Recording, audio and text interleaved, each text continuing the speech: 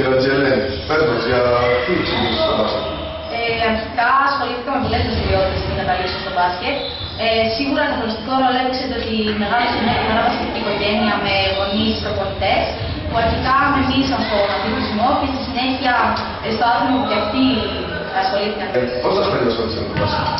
Ασχολούμαι 8 χρόνια τώρα και είμαι σε ένα σύλλογο μόνο, στον Απόλλων Πελωμαΐδας. Τι διακρίσεις έχεις είτε ομαδικά είτε ατομικά? Αρχικά να αναφερθώ στις διακρίσεις με το σύλλογό μου τον Απόλλωνα.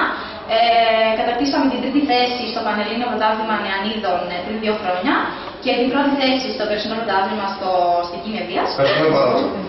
Το Νίκο Ζαΐτσι, πες μας εσύ γιατί ξεκίνησες και ασχολήθηκες? Αρχικά πήγαινα όπως είπε και η Ελένη σε πολλά αθλήματα κι εγώ, αλλά κατέληξα στο μπάσκετ γιατί υπήρχε μια ομάδα στο σχολείο και ήθελα να συμμετάσχω κι εγώ σε αυτό το άθλημα και πήγα εκεί.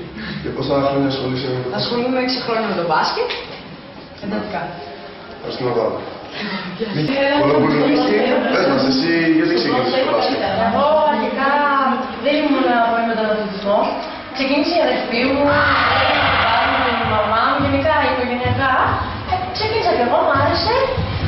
Από εκεί και πέρα ασχολούμαι πολλά χρόνια. Πόσα χρόνια? Με αυτόν 11. Μάλιστα, ευχαριστούμε πάρα πολύ. Ψυχιάνη Κυριακή, πες μας εσύ γιατί ξεκίνησες το μπάσκετ? Μου άρεσε πάρα πολλά.